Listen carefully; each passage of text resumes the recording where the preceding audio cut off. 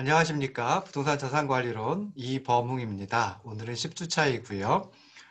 먼저 지난 시간에 했던 거, 9주차 했던 거 잠깐 살펴보도록 하겠습니다. 9주차에서는 이제 부동산 시장의 특성, 그리고 부동산 공간 시장과 부동산 자산 시장에 대해 알아봤고요. 이 부동산 공간 시장과 부동산 자산 시장이 동시에 작동하는 원리를 디파스켈리와 위튼의 4분면 모형을 통해서 살펴봤습니다. 먼저 이제 부동산 시장의 특성은 크게 한 5가지 정도를 생각을 해봤습니다. 그래서 먼저 시장의 분화가 있고요. 시장의 분화는 뭐 다른 표현으로 시장 분할이라고 표현을 하기도 합니다. 그래서 시장의 분할은 부동산 시장이 여러 개의 부분 시장으로, 하위 시장으로 나뉘어진 현상을 의미합니다. 그래서 부동산 시장은 지역에 따라서 다수의 하부 시장 또는 하위 시장 또는 뭐 부분 시장으로 나뉘어지는데요. 이렇게 나뉘어진 게 또 부동산의 유형, 규모, 품질 등에 따라서 다시 여러 개의 부분 시장으로 세분이 됩니다. 그래서 이런 부동산 시장의 분화 현상은 경우에 따라 가지고 이제 부분 시장별로 시장의 불균형을 초래하기도 한다라고 하는 거 설명을 드렸습니다. 부동산 시장의 두 번째 특성은 거래 비용이 높다라고 하는 것입니다. 그래서 거래 비용이라고 하는 것은 이제 거래 과정에서 발생하는 모든 비용을 갖다 의미하는데요.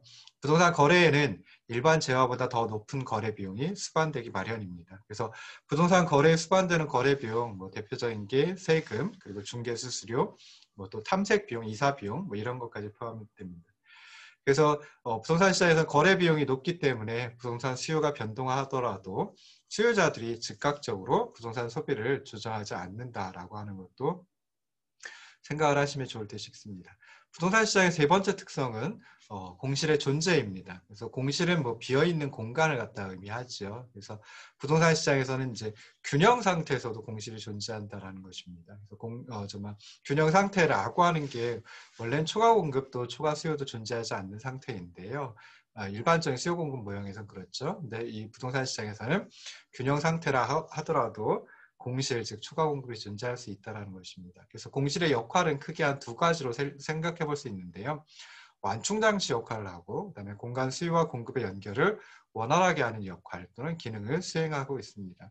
그래서 처음 살펴보는 게 이제 공간에 대한 수요 증가를 커다란 비용 없이 수용할 수 있는 완충장치 역할을 하는데요. 신규 부동산을 공급하는 데는 많은 비용과 시간이 소요됩니다. 그러다 보니까 공간에 대한 수요가 증가하더라도 바로 또는 즉각적으로 신규 공급을 증가시키기는 매우 어렵습니다. 따라서 부동산 임대업자 입장에서는 수요 증가에 대비해 가지고 여유 공간, 즉 공실을 보유하는 것이 좀 바람직할 수도 있다라고 생각해 볼 수 있습니다. 두 번째 공실의 이제 어떤 역할이라고 하는 것은 그 공간의 수요자들이 공간 탐색을 쉽게 할 수 있게 해줘서 공간 수요와 공급을 원활하게 연결되도록 하는 기능을 수행을 합니다. 그래서 부동산 물건은 조금씩 차별화되어 있죠. 그리고 수요자들의 선호도 굉장히 다양합니다. 그래서 수요자가 찾는 물건과 공급자가 공급하려는 물건이 서로 일치되기가 쉽지 않거든요. 이럴 때 이제 수요자가 원하는 부동산 공간을 공간을 구하기 위한 탐색을 좀 가능하게 해주는 것이 공실의 또 다른 역할이다라고 생각해 볼 수 있습니다. 부동산 시장의 네 번째 특징은 시장 지배력이라고 생각해 볼 수 있습니다. 시장 지배력이라고 하는 것은 영어로는 마켓 파워라고 얘기를 하는데요. 여러 가지 다양한 의미로 다 이제 정의가 되기도 합니다. 그렇지만 대부분은 시장 지배력은 가격에 영향을 미칠 수 있는 힘을 의미합니다. 그래서 다른 일반적인 재화시장하고 다르게 부동산 시장에서는 수요자와 공급자 모두 어느 정도의 시장 지배력을 가지고 있습니다. 따라서 잠재적인 구매자 그리고 잠재적인 매도자가 연결되면 거래 가격은 쌍방의 협상에 의해서 결정되는 것이 일반적이고요. 협상의 결과는 쌍방의 협상 능력 그리고 시장 상황에 영향을 받을 수밖에 없습니다. 좀 전에 설명드린 균형에서도 공실이 존재한다라고 하는 점하고요. 그 다음에 시장 지배력이 존재한다라고 하는 이 2가지 이유 때문에 현실의 부동산 시장은 완전 경쟁 시장이 아닌 경우가 많습니다. 그래서 전형적인 완전 경쟁 시장은 재화가 동질적이어야 하고 각각의 수요자와 공급자가 가격 수용자, 프라이스 테이커 역할을 해야 되고 그다음에 균형에서 초과 수요나 초과 공급이 존재하지 않아야 합니다. 그렇지만 부동산 시장은 재화가 일단 이질적이고요. 각각의 수요자와 공급자가 어느 정도는 시장 지배력을 갖고 있으며 그리고 균형에서 공실, 즉 초과 공급이 존재하기 때문에 현실의 부동산 시장은 완전 경쟁 시장이 아니다라고 생각해 볼 수 있습니다. 부동산 시장의 마지막 5번째 특징은 가격 및 수량 조정의 어려움입니다. 먼저 수량 조정을 보면요. 신규로 공급되는 부동산의 규모는 기존의 부동산 재고에 비해서 매우 작습니다. 그러다 보니까 부동산 재고가 서서히 증가한다. 즉 수량 조정이 쉽지 않다라고 하는 거 생각해 볼 수 있습니다. 두 번째, 가격 조정이 어렵다라고 하는 것은 세 가지 측면에서 살펴볼 수 있습니다. 첫 번째, 적정 공실률을 유지하는 범위 내에서 가격 조정이 이루어진다라고 하는 점입니다. 그래서 공간에 대한 수요가 증가할 경우에 임대료를 충분히 인상시켜 수요 증가를 전부 수용한다라고 하면 좀 공실이 높아질 가능성도 있습니다. 그래서 임대료를 충분히 인상하지 않고 조금씩 인상한다라고 생각해 볼 수 있습니다. 수요가 위축된다라고 하면 임대료를 충분히 인하해서 임차 공간을 늘리기보다는 임대료를 충분히 인하하지 않고 적정 공실률을 유지하는 그런 범위 내에서 임대료, 즉 가격 조정이 이루어진다라고 생각해 볼 수 있습니다. 두 번째는 이제 수익형 부동산 시장에서는 장기 임대차 계약이 많습니다. 그러다 보니까 그 임대차 계약 기간 동안에는 가격 조정이 어렵다라고 하는 점이죠. 세 번째, 자가주택 시장에서는 주택 가격이 하락하는 경우에 소유자들이 가격 하락을 수용하지 않는, 즉 가격의 하방 경직성이 나타납니다. 그렇기 때문에 가격이 하락하기보다는 거래량이 감소하는 그런 경향이 나타납니다. 이 세 가지 이유 때문에 가격 조정도 어렵다라고 하는 점을 생각해 볼 수 있습니다. 자, 그리고 나서 우리가 살펴본 건 이제 부동산 공간 시장과 자산 시장에 대해서 살펴봤습니다. 그래서 부동산 공간 시장과 자산 시장의 의미를 먼저 봤는데요. 부동산 공간 시장은 뭐 영어로 스페이스 마켓이라고 이제 표현하면 되겠죠. 그래서 공간을 사용하려는 목적의 공간 서비스가 거래되는 시장입니다. 뭐 이용 시장, 그리고 임대 시장, 뭐 이렇게 이제 부르기도 합니다. 그래서 공간 시장에 참여하는 수요자는 소비 또는 생산의 목적으로 주거용 또는 비주거용 공간을 이용하고자 하는 가구와 기업이고요. 공간 시장의 공급자는 공간을 임대하려는 가구와 기업입니다.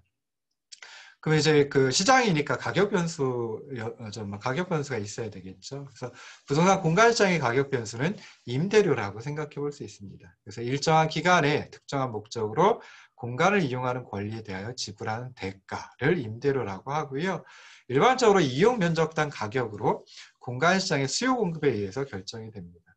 그리고 공간의 가치, 즉 가격과 공간에 대한 수급 상태를 알려주는 신호 역할을 해준다라고 생각해 볼 수 있습니다. 자, 그럼 공간 시장에 수요에 영향을 미치는 요인은 어떤 것이 있을까요? 당연히 임대료가 수요량에 영향을 미치지만 임대료 외의 것이 또 수요량에 영향을 미쳐서 결국 수요를 변화를 시킵니다. 그래서 크게 세 가지 정도 생각해 볼 수 있는데요. 인구와 가구 수, 그리고 소득 수준과 그 안정성 및 고용 상태, 세 번째, 저축, 대출 가능 금액, 이자율 등의 대출 조건 등을 생각해 볼 수 있습니다. 그 다음에 공간 시장의 공급에 영향을 미치는 요인. 물론 이제 임대료가 또 공급량에 영향을 미칩니다. 근데 임대료 이외에 공급량에 영향을 미쳐서 공급을 변화시키는 요인, 뭐 공실률을 생각해 볼 수 있고요. 두 번째, 공간을 생산하는 데 필요한 토지, 노동, 건축 자재 등과 같은 생산 요소의 가격, 그리고 건축 기술과 건물의 질, 그리고 세 번째로는 이제 조세 및 토지이용 규제 등의 정부 정책을 생각을 해볼 수 있습니다. 그럼 공간 시장에서 수요 어떻게 반응을 하느냐라고 해서 일반적인 경제 이론과 유사하게 가격 변수에 신축적으로 반응을 합니다. 그래서 공간의 수요량은 임대료와 이제 서로 다른 방향으로 움직이고요. 그래서 공간 수요 곡선은 우하향하는 형태를 취하게 됩니다. 일반적인 경제 이론에 나오는 수요 곡선하고 비슷하지요. 그런데 이제 공간 시장에서 공급, 즉 공간의 공급량과 임대료의 관계는 단기와 장기에 있어서 좀 다르다라고 생각해 보시면 좋을 듯 싶습니다. 그래서 단기에서는 공간의 공급량이 임대료가 변화하더라도 거의 변화하지 않습니다. 그러니까 비탄력적이 되고요. 그래서 단기 공급 곡선은 수직선에 가까운 형태, 우리 흔히 이제 수직선이라고 이제 살펴보죠. 그 다음에 장기에 있어서 그 공급을 살펴보면요. 임대료가 상승하면 신규 건설, 뭐 용도 전환 및 증개축, 그리고 재건축, 재개발 이런 요인들로 인해서 공간의 공급량이 증가를 합니다. 반면에 임대료가 하락하면 노후화, 유기 및 멸실, 용도 전환 이런 요인들로 인해서 공간의 공급량이 감소합니다. 따라서 장기적으로는 임대료가 변화함에 따라서 공급량이 동일한 방향으로 변화하고요. 그래서 장기 공급 곡선은 수직선에 가까운 형태가 아니라 우상향하는 형태이다. 일반적으로 일반적인 재화시장의 공급 곡선하고 비슷한 형태이다라고 생각해 볼 수 있습니다. 자, 마지막으로 부동산 공간시장의 통합성에 대해서 살펴봤었는데요. 일반적으로 동질적인 상품은 공간의 제약을 받지 않고 자유롭게 이동할 수 있기 때문에 국가적으로 통합된 중앙시장이 존재하는 경우가 많습니다. 근데 공간으로서의 부동산은 위치와 유형에 따라 구분되어 임대료의 차이가 발생하기 때문에 통합되기가 상당히 어렵다라고 생각을 하시면 좋을 듯 싶습니다. 자, 다음에 살펴본 게 이제 자산시장이죠. 그래서 부동산 자산시장, 어셋마켓인데요. 공간과 화폐를 교환하려는 목적에 부동산 자산이 거래되는 시장을 의미한다라고 생각을 하시면 좋을 듯 싶습니다. 조금 더 엄밀히 얘기하면 부동산과 관련된 자산, 뭐 부동산 그 자체뿐만 아니라 부동산으로부터 나오는 파생도 나오는 여러 가지 형태의 자산들이 있죠. 그래서 부동산과 관련된 자산의 현금 흐름과 관련된 시장을 부동산 자산시장이다라고 생각을 하시면 좋을 듯 싶고요. 이 부동산 자산시장은 자본시장에 포함이 되어서 그 자본시장 속에서 작동이 된다라고 생각을 하시면 좋을 듯 싶습니다. 부동산 자산시장에서 공급자 역할을 한 주체는 부동산 자산의 지분을 매도하거나 줄이기를 원하는 투자자이고요. 그다음에 자산시장의 수요자는 부동산 자산의 지분을 늘리거나 더 많은 부동산을 매입하고자 하는 투자자를 의미합니다. 즉 공급자나 수요자 모두 자산시장에서는 투자자가 그 역할을 한다라고 생각을 해볼 수 있습니다. 자, 부동산 자산시장에서 수요와 공급의 균형은 다른 유형의 자산, 일반적으로 주식이나 채권을 생각을 하죠. 그래서 이런 자산들하고 비교해가지고 부동산 자산의 가치의 전반적인 수준을 결정을 합니다. 그런데 이제 개별적인 부동산 자산, 하나하나의 부동산 자산의 가치는 각각의 자산이 미래에 발생시킬 수 있는 현금 흐름의 수준, 그리고 그 위험에 대한 투자자들의 인식에 따라 결정이 됩니다. 그래서 부동산 투자의 수익성을 고려할 때 사용하는 게 일반적으로 자본환원율이라고 하는 게 있는데요. 영어는 이제 캐피탈레이제이션 레이트 또는 줄여서 캡 레이트이라고 이제 표현을 합니다. 기호로는 이제 보통 I라고 이제 표현을 하는데요.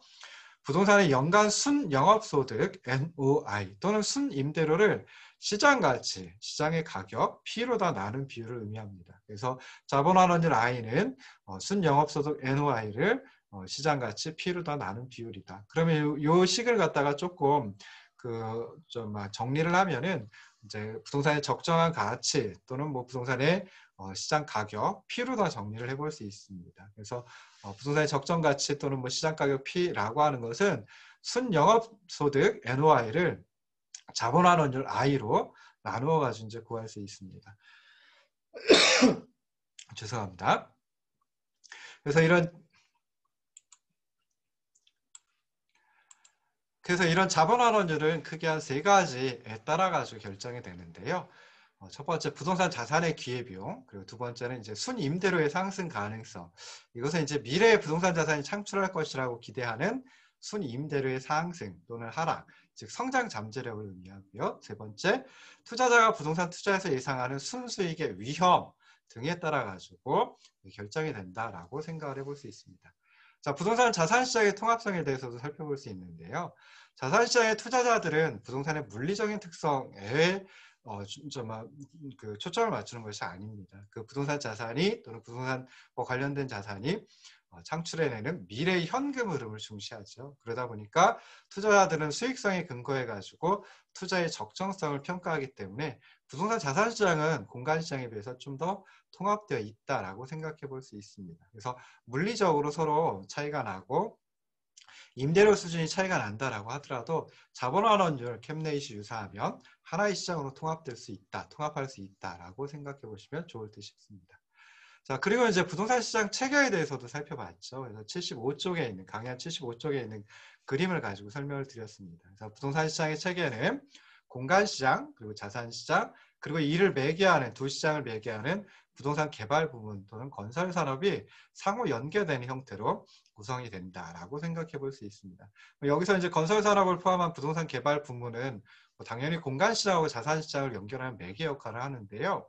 금융 및 물적인 자원을 동원해 가지고 새로운 공간을 건설하는 부문이다라고 생각해 볼 수 있습니다. 그러다 보면은 공간시장의 공급량을 증가시켜서 자산시장을 공간시장과 연계하는 역할을 수행합니다. 먼저 이제 공간 시장을 보면 공간에 대한 수요와 현재 물리적 공급 수준에 의해서 임대료 그리고 점유 수준이 결정이 됩니다. 이거 이제 디파스큐얼리 휘튼 모형에서는 일사분면에 이제 표현을 하고 있거든요. 그래서 공간에 대한 수요는 지역 경제 그리고 전체 거시 경제를 반영을 하고요. 공급 측면에서는 공급 측면에서 나타나는 물리적 공간의 수량은 부동산 개발 부문의 과거 또는 현재 활동의 결과물이다라고 생각해 볼 수 있습니다. 둘째, 이제 자산 시장에서는 공간 시장에서 공급된 부동산 자산에 의해서 창출된 현금 흐름이 자본 환원율과 상호작용해서 자산 가격을 결정을 합니다. 이게 디파스켈 휘튼 모형에서는 이사분면에 표현이 됩니다. 그래서 여러 유형의 자산을 포괄하는 자본시장에서 투자자들이 다른 자산하고 비교해서 부동산 자산의 위험 그리고 수익률을 어떻게 인식하느냐에 따라서 자본 환원율이 결정이 되고요. 공간시장의 향후 전망에 대해서도 즉 미래에 대한 기대, 미래에 대한 예상 이것도 이제 자본 환원율 결정에 영향을 미친다라고 생각해 볼 수 있습니다. 그래서 이렇게 공간시장하고 자산시장은 거시경제 그리고 자본시장의 상황을 반영하면서 상호작용을 통해 부동산 자산의 가치 또는 가격을 결정한다라고 생각해 볼 수 있습니다. 세 번째 살펴보는 게 이제 부동산 개발 부문, 건설 산업이죠. 그래서 토지 및 건설 비용을 포함하는 부동산 공급 비용보다 현재 부동산 자산 가격이 더 크다라고 하면 그때는 이제 신규 공급이 이루어집니다. 그래서 이걸 갖다 디파스켈 휘튼의 4분면 모형에서는 3, 4분면에 표현을 하거든요. 그럼 그렇게 해서 신규 공급이 이루어지면 그거에 따라서 공간 재고가 공간 시장의 공간 재고, 즉 공간의 공급량이 증가하고요. 그러면 이제 공간 수요와 함께 또 임대료가 조정이 되죠. 그래서 이 부분을 디파스켈리 휘튼 모형에서는 4, 4분면에서 표현을 하고 있습니다. 그래서 부동산 시장 체계는 원칙적으로 좀 미래를 많이 고려하고 있다라고 생각해 볼 수 있습니다. 그래서 부동산 개발 부문, 즉 건설 산업 같으면은 공급 시기를 언제로 할까 결정을 할 때 미래를 고려하고 있고요. 그 다음에 공간 시장에서 임차인들, 즉 공간을 이용하는 수요자들이 되죠. 그래서 그런 공간 수요에 대해서 좀 장기간의 계획을 가지고 이제 수요를 결정을 한다라고 생각해 볼 수 있습니다. 그리고 자산시장의 투자자들은 공간시장의 수요, 개발 부문의 활동, 자본시장의 움직임, 거시경제 이런 것들을 예상해가지고 부동산 자산의 현금 흐름을 판단하고 매각할 것인지 매입할 것인지를 갖다 이제 결정을 하기 때문에 미래를 참 많이 고려하고 있다라고 생각을 해볼 수 있습니다.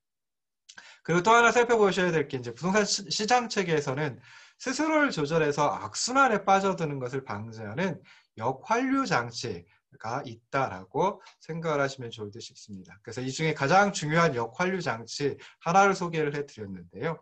자산시장이 부동산 개발 부문으로 가는 금융자본의 흐름을 조절하는 것을 생각해 볼 수 있습니다. 그래서 이러한 장치에 의해서 공간시장과 자산시장이 동시에 장기 균형 상태 또는 균제 상태라고 하는 그런 상태에 도달하게끔 합니다. 자, 마지막으로 이제 디파스켈리 휘튼 두 분의 이제 4분면 모형에 대해서 살펴봤죠. 그래서 77쪽에 있는 그림 가지고 살펴봤습니다. 제가 이렇게 그 지난 주차 거 요약을 해가지고 설명을 할 때는 실제로 이제 그 강의안을 띄워놓지 않고 했었는데요. 요거는 강의안을 띄워놓고 설명을 드려야 될 것 같습니다. 그래서 강의안 보시면은 77쪽에 요 그림이 있는데요. 4개의 분면으로, 4개의 4분면으로 구성이 되어 있죠. 그래서 요 디파스켈리 휘튼의 4분면 모형은 공간시장하고 자산시장의 상호관계를 좀 더 체계적으로 분석한 기하학적인 모형이다라고 생각해 볼 수 있습니다. 그래서 부동산 자산시장, 공간시장을 연계해가지고 전체 부동산 시장의 작동을 설명하는데 이때 이제 부동산 개발 부문까지 포함을 시키죠. 그래서 이 디파스켈리 휘튼의 4분면 모형에서는 임대료, 자산가격, 신규 공급량, 공간 재고 이런 4개의 내생 변수가 균형에 도달하는 과정을 생각을 해볼 수 있습니다. 그래서 1사분면에서는 1사분면이니까 여기서 보시면 이 분면이죠. 공간시장, 임대료 결정이라고 써있는 이 부분이 이제 1사분면이라고 생각을 해볼 수 있습니다. 그래서 1사분면에서는 공간시장의 수요와 공급의 균형을 통해서 임대료가 결정된다라고 하는 것을 보여줍니다. 그래서 이때 1사분면에서 이제 종축은 임대료이고요. R로 다 표시했습니다. 그리고 횡축은 공간 재고량, S라고 이제 표현을 했습니다. 그래서 S는 여기서 공급이 아니라 공간 재고량이다라고 생각하시면 좋을 듯 싶습니다. 부동산 공간에 대한 수요는 임대료 그리고 외생 변수인 지역 경제 변수 이 두 가지에 따라서 결정이 됩니다. 그래서 또 하나 살펴볼 수 있는 건 부동산 공간의 수요량은 임대료와 마이너스의 관계, 부의 관계를 가지고 있다라고 생각해 볼 수 있고요. 부동산 공간의 공급은 단기적으로는 공간 재고가 고정되어 있습니다. 그래서 최초의 공간 재고가 주어지면 그때 공간 서비스에 대한 공급량이 고정되어 있다라고 생각해 볼 수 있습니다. 균형은 최초의 공간 재고가 주어지면 공간 서비스에 대한 수요량과 주어진 공간 재고가 일치하도록 균형 임대료가 이제 결정이 되겠죠. 그래서 그림에서 최초 공간 재고가 S0로 주어진다라고 하면 그때 균형 임대료는 R0이다라고 생각해 볼 수 있습니다. 근데 이 공간 수요 곡선이 변화할 수 있죠. 이동할 수 있죠. 그래서 지역 경제 변수인 소득 그리고 인구 또는 고용이 증가한다라고 하면 공간 수요가 증가합니다. 그럼 동일한 임대료 수준에서 공간 수요량이 더 많아지기 때문에 공간 수요 곡선, 거기 뒤에 R이라고 이제 표현해 놓은 그 공간 수요 곡선이 오른쪽, 즉 원점에서 먼 쪽으로 이동을 합니다. 따라서 이제 최초 공간 재고 S0에 대응하는 균형 임대료가 공간 수요 변화하기 전에는 R0였는데 이제는 R0보다 더 높은 수준으로 상승한다라고 생각해 볼 수 있습니다. 자, 2사분면은 부동산 자산 시장의 균형을 나타내 줍니다. 그래서 자산 시장 가격 결정 이렇게 이제 표현되어 있는 이 분면이 이제 2사분면이다라고 생각해 볼 수 있습니다. 그래서 부동산 공간 시장에서 결정된 임대료로부터 자산 가격이 결정이 된다라고 생각해 볼 수 있습니다. 그래서 종축에는 임대료 R이 표현되어 있고요. 횡축에는 자산 가격인 P가 표기되어 있습니다. 그래서 부동산 공간 시장과 자산 시장의 가격 변수인 임대료 그리고 자산 가격을 연결하는 고리는 자본 환원율입니다. 그것은 이제 I라고 표현된 거죠. 그래서 자본 환원율은 자산 투자에 대한 요구 수익률을 의미하는 외생 변수입니다. 그러니까 이 모형 내부에서 결정이 되는 것이 아니라 모형 밖에서 결정이 돼서 이 모형에는 주어지는 그런 변수입니다. 그래서 부동산 자산을 포함한 자본시장의 균형에서는 부동산 투자의 수익률이 자본환원율과 같아지도록 자산 가격이 결정이 됩니다. 그래서 P는 R 오버 I라는 식으로다가 이제 생각해 볼 수 있습니다. 그럼 이 P는 R 오버 I라고 하는 요 식을 나타내주는 곡선이 있죠. 그래서 임대료와 자산 가격의 관계를 나타내주는 곡선이 있는데요. 이 P는 R 오버 I 곡선은 기울기가 I분의 1 오버 I이고요. 원점에서 출발하는 직선, 방사선의 형태를 취하고 있습니다. 그래서 결국 그림에서 임대료가 R0로 주어지면 자산 가격은 P0로 결정이 된다라고 생각해 볼 수 있습니다. 근데 이 P는 R 오버 I라고 하는 임대료와 자산 가격의 관계를 나타내주는 곡선도 당연히 변화할 수 있겠죠. 그래서 여기서는 이제 자본환원율이 상승한다. 자본환원율 I가 상승한다라고 하면 그때는 임대료와 자산 가격의 관계를 나타내주는 P는 R 오버 I 곡선이 원점을 축으로 해서 오른쪽으로 회전 이동합니다. 그래서 임대료 R0에 대응하는 자산 가격이 P0가 아니라 그것보다 더 낮아지게 됩니다. 자, 세 번째 3, 4분면은 이제 신축을 통한 건물의 신규 공급을 나타내주는 그런 그 4분면입니다. 그래서 자산시장 신규 공급이라고 표기되어 있는 이 분면인데요. 자, 요 3, 4분면에서는 부동산 자산 시장에서 결정된 자산 가격으로부터 즉 2, 4분면에 결정이 되죠. 이 자산 가격으로부터 개발 부문, 부동산 개발 부문의 신규 공급량 C가 결정이 됩니다. 그래서 종축에는 신규 공급량 C가 표기가 되어 있고요. 횡축에는 자산 가격 P가 표기가 되어 있습니다. 그래서 신규 공급량은 어떻게 결정이 되느냐? 부동산 개발업자들의 이윤 극도에 의해서 결정이 됩니다. 그래서 자산 가격이 주어지면 개발업자들은 개발 비용이 자산 가격과 같아지도록 신규 공급량을 결정을 하고요. 그걸 나타내주는 식이 P는 FC라고 하는 식입니다. 그래서 이 P는 FC라고 하는 걸 그 3, 4분면에 곡선을 표현을 해봤죠. 그래서 자산 가격과 신규 공급량의 관계를 나타내주는 곡선입니다. 그래서 횡축에서 출발하는 횡축에서 출발하니까 이제 방사선이 아니죠. 그러니까 원점이 아니라 횡축에서 출발하는 직선이다라고 생각해 볼 수 있습니다. 왜 그러냐면은 부동산 개발 비용은 일정한 고정 비용이 소요될 수밖에 없습니다. 그리고 신규 공급량이 커지면 커질수록 이 개발 비용도 더 커지기 때문입니다. 그래서 그림에서 보시면 자산 가격이 P0로 주어진다라고 하면 신규 공급량은 C0로 결정이 됩니다. 자, 그런데 이 P는 FC 곡선도 변화할 수 있겠죠. 그래서 여러 가지 이유로 변화할 수 있는데요.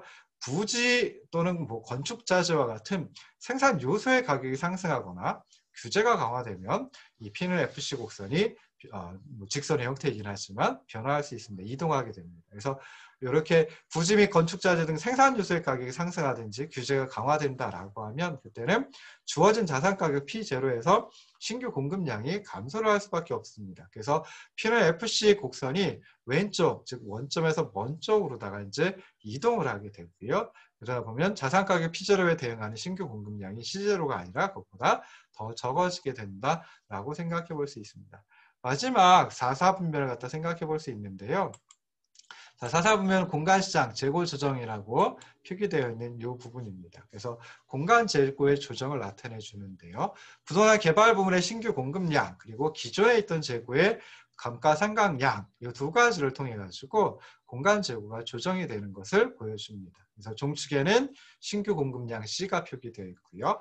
횡축에는 공간 재고 S가 표기되어 있습니다. 그래서 주어진 기간에 있어서 재고가 공간 재고가 얼마나 변화할까라고 했을 때 당연히 신규로 공급되는 양, 그거는 재고를 갖다 증가시키겠죠. 근데 여기서 또 재고가 감소하는 양이 있습니다. 그래서 그 둘의 차이가, 신규 공급량과 재고 감소량의 차이, 이게 재고의 변화량이다 라고 생각해 볼 수 있습니다. 근데 여기서 재고의 감소량은 재고에 대한 감가상각률, 즉 멸실률을 의미하는 D를 통해서 계산을 해볼 수 있습니다. 그래서 정말 감가상각률을 D라고 하면 D에다가 기존 공간 재고 S를 갖다가 곱해주면 이게 이제 공간 재고의 감소량이다라고 생각해 볼 수 있습니다. 자, 그러면 뭐 여기서 이제 생각해 보려고 하는 것은 우리는 이제 그 부동산 공간 시장과 자산 시장의 장기 균형 또는 뭐 균제 상태를 갖다 이제 생각해 보려고 하는 거거든요. 그래서 장기 균형 또는 균제 상태라고 하는 것은 이제 영어로 얘기하면 스테디 스테이트라고 얘기를 합니다. 그러니까 그 상태 그대로 쭉 간다, 뭐 그런 의미가 됩니다. 그래서 공간의 재고가 증가하지도 않고 감소하지도 않는 그런 상태를 의미합니다. 그래서 공간의 신규 공급 그리고 기존 재고의 감가상각이 같아야지 공간 재고가 변화가 없겠죠. 그래서 그걸 갖다 생각해 보면은 S는 C 오버 D라고 하는 이 식으로다가 표현을 해볼 수 있습니다. 그래서 신규 공급과 균형 공간 재고의 관계를 나타내주는 S는 C 오버 D 곡선이 4사분면에 이제 표현이 돼 있죠. 기울기가 D분의 1 오버 D이고요. 원점에서 출발하는 직선, 방사선의 형태를 취하고 있습니다. 그래서 그림에서 신규 공급량이 C0로 주어지면 균형 공간 재고, 즉 장기 균형을 이루는 공간 재고 또는 뭐 균제 상태를 이루는 공간 재고는 S0로 결정이 됩니다. 자, 만약에 감가상각률이 상승한다 또는 감가상각률이 변화한다라고 하면 이 S는 C 오버 D 곡선, 즉 신규 공급과 균형 공간 재고의 관계를 나타내주는 이 S는 C 오버 D 곡선이 어떻게 되냐면 원점을 축으로 해서 오른쪽으로 회전을 이동하게 됩니다. 그러면은 신규 공급량 C0에 대응하는 공간 재고가 더 감소를 한다라고 생각해 볼 수 있습니다. 자, 마지막으로 디파스칼리 휘튼 모형의 의미를 좀 생각을 해볼 수 있는데요. 디파스칼리 휘튼 모형 보면 오른쪽에 있는 게 이제 1사분면, 4사분면인데 이 두 분면, 1사분면, 4사분면은 공간시장을 나타내고요. 왼쪽에 있는 2사분면과 3사분면은 자산시장을 나타냅니다. 그러면서 이제 1사분면과 2사분면을 통해서 죄송합니다. 1사분면과 2사분면을 통해서 공간시장과 자산시장에서 단기적으로 결정되는 임대료 그리고 자산가격 결정 과정을 설명합니다. 그러니까 단기를 갖다 설명해 주는 게 또 1사분면, 2사분면이다라고 생각해 볼 수 있고요. 3사분면, 4사분면은 공간시장의 공간 재고에 미치는 부동산 개발 부문의 영향을 통해서 공간시장과 자산시장의 장기적인 효과, 그래서 궁극적으로 장기 균형 상태, 즉 균제 상태에 도달하는 것을 보여줍니다. 그래서 3, 4분면, 4, 4분면은 이제 장기를 염두에 두고 고려한 그런 4분면이다라고 생각을 하시면 좋을 듯 싶습니다. 그래서 공간시장에서 최초 공간 재고와 기말 재고 수준, 기말 공간 재고가 동일한 경우이다라고 하면 두 시장은 이제 장기 균형 상태에 도달하고요. 다른 외부의 교란 요인이 없는 한, 즉 다른 외생 변수의 변화가 없는 한 쭉 그 상태 그대로 유지하게 됩니다. 자, 그래서 이런 식으로 해가지고 지난 그 9주차에 설명드렸던 거 10주차 첫 번째 시간에 그 요약만 설명을 드렸습니다. 중간에 기침을 좀 해가지고요. 죄송합니다. 잠깐 쉬었다 다시 돌아오도록 하겠습니다.